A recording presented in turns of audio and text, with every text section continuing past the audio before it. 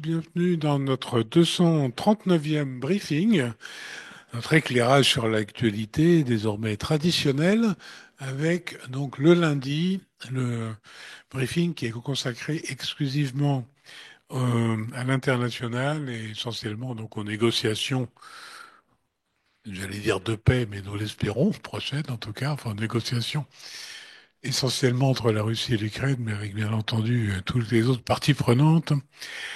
Aujourd'hui, donc, c'est Igor qui va assurer l'essentiel de ce briefing, mais nous avons la présence d'Arnaud pour apporter quelques éclaircissements et précisions si nécessaire.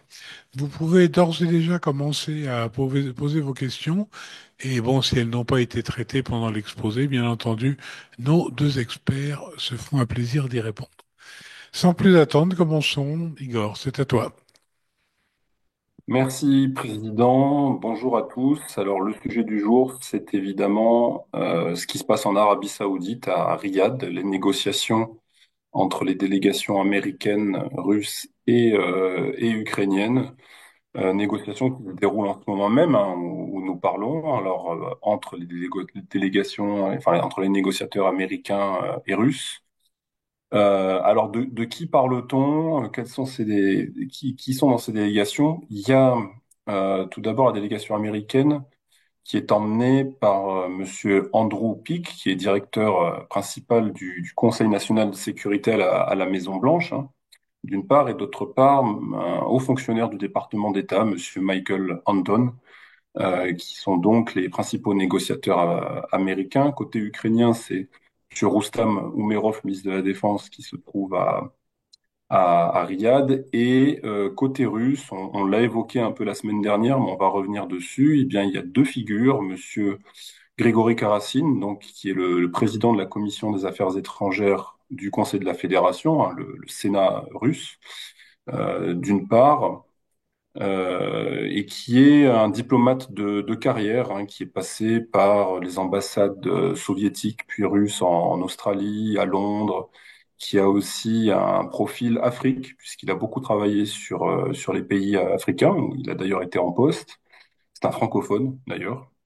Et il est sur les listes de sanctions américaines comme européennes, tout comme la deuxième personne de cette délégation, Monsieur Sergei Beseda, hein, qui a rang de général et qui est conseiller de M. Bortnikov, le directeur du FSB, et qui a dirigé pendant de nombreuses années la cinquième direction du FSB, donc qui est responsable pour la collecte de renseignements à caractère politique dans l'espace post-soviétique notamment, et à qui on attribue une certaine impulsion, plus qu'une influence en tout cas, sur la préparation en amont de ce qu'on appelle l'opération spéciale en Russie et qui est donc lui aussi, comme je l'ai dit, sur la liste de sanctions européennes comme américaines. Donc voilà un peu pour les profils des négociateurs. Donc profils qu'on présente comme techniques, hein, vous savez, dans les commentaires qu'on lit ça et là sur ces négociations, on dit que ce sont des négociations techniques. Là, on ne trouve pas Monsieur Rubio, secrétaire d'État. Il n'y a pas de, comment dirais-je, de voilà, de grand profil, encore que M. Roustam Umerov est quand même ministre de la Défense, hein, ce qui est évidemment pas rien, alors que les deux autres équipes sont composées de personnes qui ont quand même des rangs enfin, inférieurs. Ils sont pas ministres pour autant. Alors, où est-ce que ces négociations ont lieu? On a dit à Riyad. Alors, pour la petite histoire, les trois délégations sont présentes au même moment dans le même lieu, c'est-à-dire le Ritz-Carlton de Riyad. Ceci étant dit, les délégations russes et ukrainiennes n'ont pas vocation à ce niveau-là à s'entretenir directement ni à se parler, n'ont apparemment pas vocation à se rencontrer. Et alors pour le Ritz-Carlton, juste pour l'élément de contexte, c'est ce palace dans lequel MBS en 2017, en octobre 2017, avait fait enfermer près de 200 hommes d'affaires saoudiens qui pesaient 88 milliards de dollars. Ils enfermé dans cet hôtel pendant plusieurs semaines lorsqu'il était dans sa phase d'affermissement de son pouvoir, hein, donc il y a presque une dizaine d'années, afin de leur faire signer des papiers très contraignants pour comment dirais-je, les mettre au pas. Voilà. élément de contexte. Alors, de quoi va-t-on parler dans ces négociations? Alors, il y a déjà eu des contacts hier soir très tard entre les délégations américaines et ukrainiennes, des discussions qui ont duré presque 5 heures, dont on ne sait pas grand-chose en fait. On ne sait pas ce qui est ressorti vraiment de cette première phase, enfin, cette nouvelle phase de discussion entre Américains et Ukrainiens. Au moment où on se parle, il y a une pause déjeuner dans les discussions entre Russes et Américains, et on croit comprendre que suite à ces discussions qui sont en pause, il y aura, lorsqu'elles seront finies, des entretiens de nouveau entre les Américains et les Ukrainiens. Les Américains donc qui font la navette, hein, en quelque sorte, entre les deux délégations russe et ukrainienne. Alors, de quoi parle-t-on? Il y a un gros sujet qui semble quand même ressortir de l'agenda des discussions, c'est celui de la trêve partielle qui concerne la mer Noire, qui concerne la mer Noire, la navigation civile et militaire. Il y a aussi un sujet toujours sur le volet énergétique, et notamment la trêve sur les infrastructures énergétiques, donc trêve partielle, hein, qui concerne certains types de cibles ou certains espaces, la mer Noire, et dont on parle comment dirais-je, de s'attacher aux modalités concrètes. Quand, comment, selon quelles modalités on met en œuvre cette première tentative, on va dire, de trêve partielle. Je l'avais déjà dit, hein, mais ce sont des choses qui avaient été évoquées pour l'aspect énergétique l'été dernier. Pour l'aspect mer Noire, on se souvient tous ce qu'on appelait l'initiative céréalière de la mer Noire, ou Black Sea Grain Initiative, hein, qui avait fonctionné entre 2023 et 2024 pendant une bonne année, et puis qui n'avait pas été reconduite par la Russie par la suite.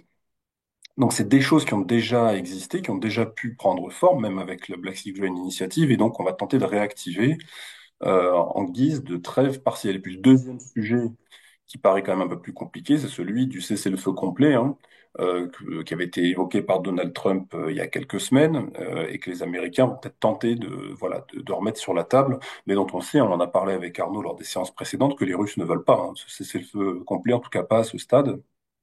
Et donc, voir comment est-ce que les deux pourraient s'articuler à la trêve partielle, donc une 30 jours sur des infrastructures énergétiques et en mer, et puis ensuite, comment on fait pour déboucher sur un cessez-le-feu complet. Alors, les négociations devraient se poursuivre, on l'a dit encore peut-être demain, ou en tout cas aujourd'hui tard, et puis se conclure demain et donner peut-être lieu à des déclarations sur leur aboutissement. Disons que euh, à ce stade, ce qu'on peut imaginer, c'est qu'effectivement, on parvienne à élaborer les mécanismes d'une trêve partielle, d'autant plus que, comme je l'ai dit, ce sont déjà des choses qui ont été discutées et imaginées par le passé, donc on connaît finalement un petit peu la recette, hein, sauf que ça n'avait jamais abouti.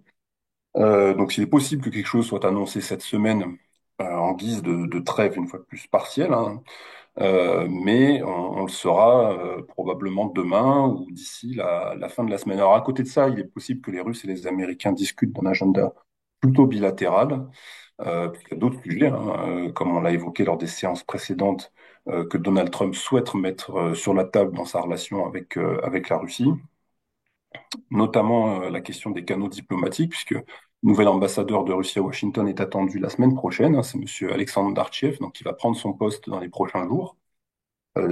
Signal comme quoi les choses avancent, hein, de ce côté-là. Et côté ukrainien, enfin, américano-ukrainien, il est possible que les Américains avancent sur le sujet eh bien, des ressources minérales et des capacités énergétiques de l'Ukraine, hein, puisqu'on avait évoqué ça la semaine dernière aussi. Est-ce que là, il y aura des avancées sur ce dossier? On ne sait pas trop, une fois de plus, on ne sait pas trop ce qui est ressorti de cette phase de 5 heures de pourparlers qui s'est terminée très tard hier soir ou très tôt ce matin, comme on veut, hein, entre Ukrainiens et Américains. Et alors, l'autre point que je relève de l'actualité ces derniers jours, qui nous amène un petit peu plus vers la fin de semaine dernière, en tout cas ce week-end, c'est l'interview que Steve Witkoff a accordée à Tucker Carlson et qui a été mise en ligne sur la chaîne YouTube de Tucker Carlson, mise en ligne il y a 2 jours. Elle dure environ 1 heure et demie, une interview quand même assez longue, assez substantielle, où il parle de plein de sujets, évidemment pas exclusivement Russie-Ukraine, hein, vous l'imaginez bien. Il y a un tas d'autres sujets qui sont évoqués. Qu'est-ce qu'il faut retenir de cette interview? Quelques points. Tout d'abord, selon Monsieur Witkoff, donc je rappelle Steve Witkoff, qui est donc le conseiller spécial de Donald Trump pour le Moyen-Orient, hein. Donc selon Monsieur, mais qui a un rôle, hein, une influence sur le dossier ukrainien, donc qui dépasse en théorie son périmètre, hein. Monsieur Witkoff a déclaré M. Tucker Carlson que les autorités ukrainiennes auraient accepté d'organiser, enfin, seraient entendu sur le principe de tenir une élection présidentielle et de même aurait reconnu le fait que l'Ukraine ne rejoindrait pas l'OTAN. C'est quand même deux points assez importants qui ont été évoqués par M. Witkoff, qui précise que, selon lui, la question clé, c'est celle du statut de la Crimée et des quatre régions annexées par la Russie en septembre 2022. D'après lui, c'est là qu'il y a vraiment un sujet, hein, à la fois en termes de reconnaissance et de lignes, hein, de territoire dont on discute. Et puis, un dernier point, il qualifie d'absurde l'idée que la Russie puisse attaquer l'Europe. Voilà, c'est le terme qu'il emploie. Alors, voilà, pour la principaux point d'actualité, ce que je peux dire, Gilles, et je suis donc à disposition pour les questions. Peut-être, si je puis me permettre, Président Chérigor, pour poursuivre sur Witkoff, Witkoff qui s'impose, qui s'est imposé ou qui a été imposé par Donald Trump comme l'homme clé des discussions entre la Russie et les États-Unis. Je rappelle qu'il a été reçu par Vladimir Poutine. Et effectivement, son entretien a fait beaucoup de bruit à Moscou et à Kiev, dans des registres très différents. À Kiev, on voit beaucoup de gens s'émouvoir des propos de Witkoff sur justement les régions annexées par la Russie, puisqu'il a parlé de référendum, de régions russophones, semblant légitimer quelque part les référendums de l'automne 2022 et donc quelque part les droits de la Russie sur ces territoires. Il y a un député de la Rada aujourd'hui qui demande ni plus ni moins que sa démission. À l'inverse, ce qui a beaucoup surpris et je pense secrètement réjoui à Moscou et au Kremlin en particulier, c'est la façon dont il parle de Poutine. Et on a appris à l'occasion de cet entretien que Poutine avait offert un tableau de Trump commandé à un artiste dont le nom m'échappe, mais très en cours et très en vue à Moscou. Et par ailleurs, Poutine a dit à Witkoff avoir prié pour Donald Trump dès qu'il a appris qu'il avait été victime d'une tentative d'attentat. Et Witkoff, ce qui est intéressant, c'est la façon dont Witkoff en parle, en fait. Et Witkoff en parle de façon, comment dire, fervente. Et il croit à la sincérité du président Poutine, ce qui est peut-être réel d'ailleurs. Et surtout, il dit, voilà, le président russe a prié, non pas parce que c'est l'ancien président américain, non pas parce que c'est peut-être à l'époque le futur président américain, mais m'a-t-il dit parce que c'était son ami.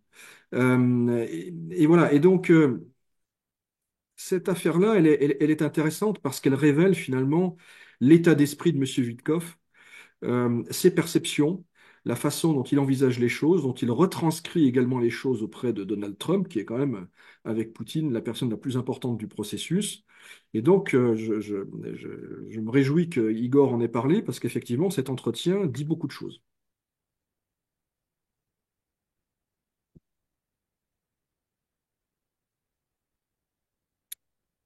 Un problème. On t'entend pas, Président. Oui, ben, j'ai débranché mon micro parce qu'il y a des bruits de machines à café et de choses comme ça ici. Voilà. Oui, donc c'est assez intéressant quand même cet entretien à Witkoff et cette espèce de façon un petit peu enfantine, si j'ose dire, de considérer les choses. Mais bon, si ça peut amener à des ouvertures, pourquoi pas. Alors, on a quelques questions, notamment, alors, indirectement liées à ça, mais un peu liées à la mer Noire. On nous pose la question, comment le Kremlin a réagi à l'arrestation du maire d'Istanbul? Et enfin, quel est, plus globalement, quel est l'intérêt ou le non-intérêt du Kremlin pour la situation en Turquie? Bah, il faut quand même voir que ce qui s'est passé à Istanbul, enfin, c'est très important. C'est le maire d'Istanbul qui est bon la principale ville du pays en réalité. Hein. Ankara est la capitale, mais Istanbul est le poumon économique, la capitale culturelle. Les Turcs le considèrent comme le centre du monde même, hein, ils vous le disent. Imamoglu, qui est un opposant à Donald Trump, j'allais dire, oui, à Erdogan, hein, qui a été donc arrêté. Il avait été élu, on se souvient qu'à l'époque, il y avait eu lors de son élection, une tentative de casser l'élection. Enfin, en tout cas, l'élection avait été remise en jeu, puis il avait été élu avec un score encore plus important que celui qu'il avait gagné lors du premier scrutin. Et donc, il a été arrêté la semaine dernière avec, je crois, pratiquement toute son équipe. En réalité, une grande partie de son administration. Je crois qu'il y a 100 ou 200 personnes qui ont été arrêtées. Et les réseaux sociaux ont été branchés sur Istanbul pour compliquer, on va dire, la réaction de la population et des habitants d'Istanbul. Donc c'est quand même quelque chose de très important qui se passe dans la vie politique de ce pays. Si on voulait faire une comparaison, je veux dire, avec en Russie, c'est comme si Navalny avait été élu à la mairie de Moscou en 2013 ou 2014, je sais plus, il y a eu un scrutin à l'époque, qu'il l'avait remporté et que les autorités russes avaient décidé de l'arrêter 2, 3 ans après. Enfin, si on veut faire une analogie qui est imparfaite, hein, mais pour essayer de comprendre un petit peu le rapport de force qui se joue. Et donc, la presse russe en a fait un vrai sujet. Il y a eu beaucoup d'articles dans la presse fédérale russe, hein. J'en ai vu passer quand même pas mal dans les grands titres, hein, les commerçants, les Avisim Gazette, avec les spécialistes de la région, hein, qui ont donné des commentaires. Alors, M. Imamoglu était, comment dirais-je, il avait donné des interviews à la presse russe, justement, avant le Covid, là, quand il y avait l'élection municipale.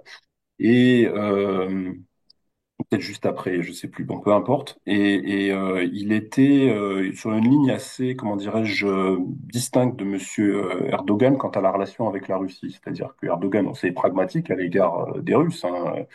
Ils sont pas spécialement amis, mais ils sont pas ennemis non plus. Ils sont prêts à discuter d'intérêt à intérêt, et donc selon une logique assez transactionnelle.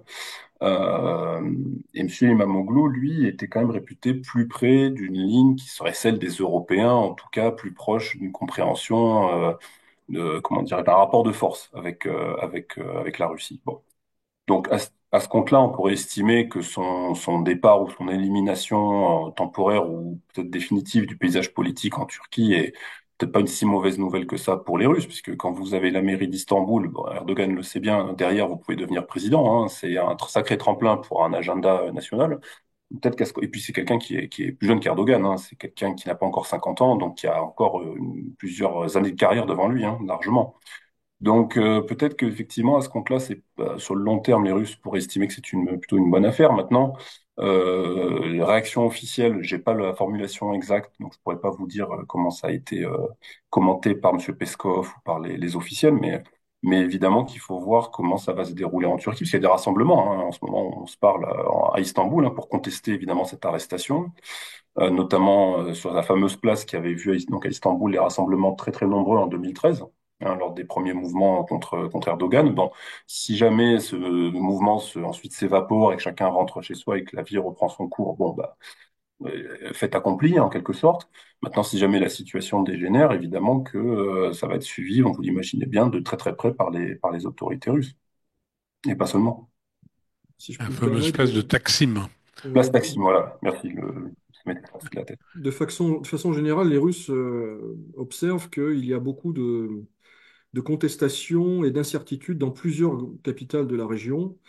Belgrade, où il y a une contestation du pouvoir de Vučić qui dure depuis maintenant des mois, mais sans que la cote d'alerte critique apparemment ait été atteinte, au sens où l'opposition n'est pas vraiment structurée et n'a pas formulé pour objectif le renversement du président. Il y a également ce qui se passe en Roumanie, dans un autre contexte. Certains analystes russes, d'ailleurs, font le rapprochement, hein, entre la décision d'Erdogan et celle de la commission électorale centrale et roumaine. En d'autres termes, maintenant tout est permis, s'agissant des processus électoraux et des oppositions. À ma connaissance, mais à vérifier, la Russie ne s'est pas exprimée officiellement sur cette affaire-là. Alors, ah oui, en relance, ne devait-il pas avoir une rencontre Trump-Poutine? Mais c'est quelque chose qui est, alors qui n'a pas été reporté, mais on n'avait de toute façon pas de date. Non, pas de date, mais ça reste un sujet qui a été évoqué, qui est évoqué par les représentants des deux pays pour dire que, d'ailleurs plutôt côté américain que côté russe, hein, pour dire que à terme, alors, la formulation c'est plus dur, ils disent plus dans un avenir proche, mais ils disent maintenant à terme ils vont se rencontrer. Donc évidemment que c'est une rencontre qui est charnière, hein, qui est redoutée par les Ukrainiens et par les Européens et qui est attendue évidemment par certains à Moscou et aussi à Washington. Mais pour les Russes, faut, comme M. Peskov l'avait dit, il faut pas confondre vitesse et précipitation. Cette rencontre, évidemment, à mon avis, interviendra quand il y aura eu des avancées substantielles dans l'agenda, au minimum bilatéral et préférablement sur le dossier ukrainien. Alors justement, il y a une question, je ne sais pas si vous pourrez répondre ou pas, ça concerne la centrale de Zaporijia, donc nucléaire. De quelle technologie est-elle et qui peut la remettre en marche, la maintenir?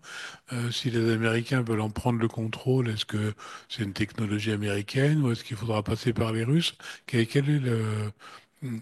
quel est Alors, l'état technologique? alors c'est une centrale construite à l'époque soviétique, donc ce sont des technologies soviétiques. La centrale aujourd'hui est à l'arrêt. Les Américains, effectivement, auraient mis sur la table ça. J'observe que ce sont les Ukrainiens qui ont refusé en premier. Je pense que les Russes se délectent de la précipitation ukrainienne à refuser l'idée même de transfert des centrales nucléaires, qui est parfaitement compréhensible par ailleurs. Mais encore une fois, on a compris dans cette affaire-là qu'il faut jamais dire non en premier à Donald Trump, en fait. Euh, les Russes contrôlent de fait la centrale, des ingénieurs et des directeurs de Rosatom sont sur place. Et comme on le sait, depuis presque 3 ans, la centrale a été l'objet de tirs, d'attaques de drones qui ont rarement été attribués, voire même jamais, en tout cas par les Occidentaux. Euh, euh, mais personne n'est vraiment dupe en réalité de l'origine de ces tirs. En tout cas, il est important pour l'Ukraine que ça reste un sujet. Voilà. Donc, que ça reste un sujet, l'objectif a été atteint, mais je pense que peu de personnes à Kiev soupçonnaient que maintenir le sujet sur la table pourrait équivaloir à une demande, à une revendication territoriale américaine. Bien. Alors, on n'a pas beaucoup de questions. Non, alors, juste une dernière question. Je ne sais pas si lequel d'entre vous peut répondre à cette question quasiment existentielle. Comment les Russes et le Kremlin ont-ils réagi à la quasi-absence de neige cette année? Alors, il y a eu une boutade qui n'émane pas du Kremlin, mais du maire de Moscou. Parce qu'effectivement, alors il y a eu de la neige en Russie, mais à Moscou finalement assez peu. Et j'ai le souvenir de cette plaisanterie de M. Sobyanin avec M. Miller, patron de Gazprom. Il lui a dit, depuis que tu es parti à Saint-Pétersbourg, tu as transféré le siège de Gazprom à Saint-Pétersbourg, il ne neige plus à Moscou. Voilà, mais ça n'a pas valeur de réaction officielle. Au-delà de ça, d'ailleurs, ça pose un petit peu la question du changement climatique et tout ça. Quelle est la position de la Russie ou le sentiment général vis-à-vis de ça? On est climato-sceptique ici ou au contraire, on a signé les accords de Paris, on essaie de les appliquer? Quel est le sentiment général? Bah, il y a, bon, historiquement, c'est plus un sujet, c'est pas vraiment un sujet au plus haut niveau de l'État. Ça l'a été. Encore une fois, la Russie a longtemps joué le jeu des accords de Paris.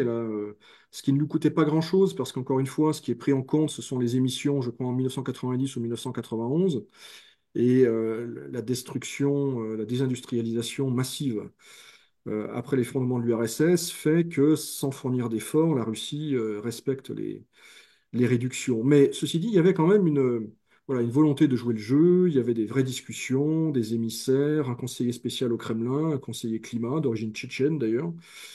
Euh, En parallèle, Poutine s'est toujours interrogé, ne remet pas en cause le réchauffement climatique, mais s'est souvent interrogé sur son origine. Est-ce que ce n'était pas finalement quelque chose de naturel, de cyclique, comme on l'a observé dans la longue histoire de la Terre?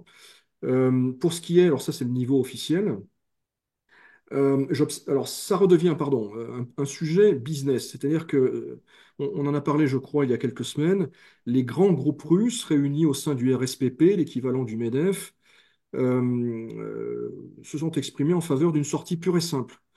des accords de Paris pour ne plus avoir cette contrainte purement, même s'il est purement théorique aujourd'hui. Alors, par ailleurs, il y a le moscovite ou l'homme de la rue qui, lui, constate qu'effectivement, cet hiver, eh bien, il n'y a pas eu d'hiver finalement, ou pratiquement pas. Ce qui est incontestable, c'est que le réchauffement climatique est particulièrement prononcé, beaucoup plus qu'ailleurs en Europe, dans la partie européenne de la Russie. Chacun d'entre nous l'a constaté, ce n'est pas que cette année, sur les 10, 15 dernières années, on voit des réchauffements de 2 à 3%, peut-être plus. Et c'est encore une fois bien supérieur à ce qu'on observe en France. Or, en France, c'est déjà très visible et très sensible. Et par ailleurs, il me semble que l'homme de la rue, à Moscou ou ailleurs, comprend qu'il y a aussi une multiplication des phénomènes extrêmes. Alors, c'était plutôt, je crois, en 2022-2023, ces grands incendies en Sibérie, en Yakoutie, qui posent des problèmes évidemment écologiques, mais également politiques. Donc, la Russie, en réalité, est très concernée par tout ça. Ça pose potentiellement de très grands problèmes en termes de dégâts, en Arctique en particulier. Il y a de nombreux bâtiments qui sont construits sur pilotis, les sols gelés en permanence, le permafrost est en train de dégeler partiellement. Donc, les conséquences potentielles pour la Russie sont importantes et peut-être les conséquences négatives sont plus importantes que celles attendues, par exemple, en termes agricoles. On se souvient qu'il y a une dizaine d'années, lors d'une de ses premières prises de parole sur le sujet, Vladimir Poutine, à Valdai, je crois, avait mis en évidence, avait souligné, pardon, le fait que ça permettrait au pays d'étendre ses surfaces exploitables, en particulier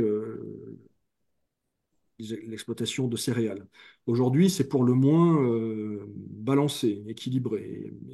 Et me semble-t-il, la perception du risque grandit.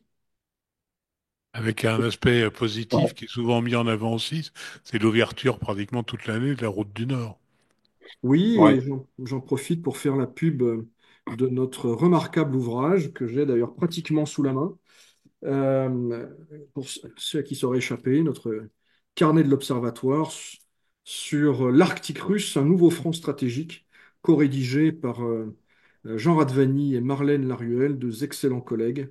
Et tout ça est à l'édition de l'Inventaire pour un prix modique, 13 euros en l'occurrence. Ça se trouve dans toutes les bonnes librairies et sur toutes les plateformes adéquates. Peut-être juste deux petits points en complément de l'analyse d'Arnaud. Lors de la conférence sur le climat de Glasgow en 2021, donc la délégation russe était venue très très nombreuse. Était en fait parmi une des plus nombreuses, si ce n'est la plus nombreuse, qui s'était rendue donc en force à Glasgow. Et la motivation, outre les éléments avancés par Arnaud, était aussi de ne pas se faire imposer les normes climatiques de l'extérieur, et en l'occurrence par un agenda qui était quand même très façonné par les Occidentaux et très promu par les Occidentaux. Et donc, une des analyses qui ressortait à cette époque dans la presse russe, notamment et chez les experts, c'était de se dire, si on n'y va pas et qu'on pèse pas dans les négociations, eh ben, on va se retrouver à se faire imposer les normes climatiques internationales qui vont être a priori façonnées quand même plutôt par les Occidentaux et qui seront donc, selon cette logique-là, forcément défavorables aux intérêts de la Russie. Et deuxième élément, c'est quand on regarde les documents officiels et doctrinaux russes, notamment la dernière doctrine maritime, puisqu'on parlait d'Arctique et de route maritime du Nord, la dernière doctrine maritime donc de 2022, il y a un gros volet climat dedans et qui ressort dans plusieurs préoccupations ou menaces ou dangers ou enjeux identifiés par les auteurs de cette doctrine, auteurs qui sont multiples, hein, notamment sous l'angle de la stabilité socio-économique des régions isolées de la Russie, donc le long de la façade arctique, l'Extrême-Orient, qui sont peu peuplées, qui sont évidemment par définition dans des régions assez hostiles, au climat très très hostile. Et c'est toujours un petit peu cet angle de la vulnérabilité et de la menace qui est quand même dominant dans la lecture de ces enjeux-là. Et pour avoir relu encore récemment cette doctrine maritime, je peux vous dire ce qui m'a frappé, c'est qu'effectivement, l'aspect climatique et conséquences du réchauffement climatique sur l'environnement, etc., est quand même un des fils rouges. Enfin, on la retrouve à de très nombreuses reprises dans cette documentation-là. Ça ne veut pas dire que ça va être un sujet de premier plan, comme l'a dit Arnaud, dont les autorités vont se saisir et en faire un agenda, etc. Mais c'est gravé, entre guillemets, dans le marbre, ou tout du moins dans ces documents doctrinaux dont on sait que les Russes sont quand même assez, dont la bureaucratie russe est quand même assez friande. Et c'est quelque chose qu'on retrouve, là je vous ai cité celui-ci, mais on peut le trouver dans d'autres types de documents aussi, qui sont censés orienter l'action des ministères et des principales structures fédérales sur des périodes quand même assez longues. Merci de ce point. Alors, toute dernière question rapide pour clore cet exercice. Pouvez-vous faire un bilan des exigences de Poutine pour un cessez-le-feu? Rapide. Ouais. Euh, alors, bilan des exigences. Non, la principale exigence, c'est de ne pas en rester à un cessez-le-feu. On l'a répété ici à plusieurs reprises. La position russe, en tout cas à ce jour, c'est que un cessez-le-feu provisoire de 30 jours, global, tel que proposé par l'Ukraine, tel que mis sur la table et discuté avec les Américains il y a quelques semaines, est vu à Moscou, je cite, comme un répit, передышка. C'est le conseiller diplomatique de Poutine, M. Ushakov, qui a utilisé le terme, et donc de ça, les Russes ne veulent pas. Comme il est important de ne pas se brouiller avec M. Trump et de ne pas claquer la porte, ce n'est pas une option, eh bien, on a ces propositions de trêve partielle sur les infrastructures énergétiques, peut-être demain en mer Noire, mais il importe pour les Russes de garder une marge de manœuvre militaire et de conserver des options d'offensive militaire pour maintenir l'Ukraine sous pression. La vision russe, c'est que ces discussions doivent se conduire sous pression. Très bien, ben, merci beaucoup à tous les deux pour ce point qui a encore été encore une fois très riche.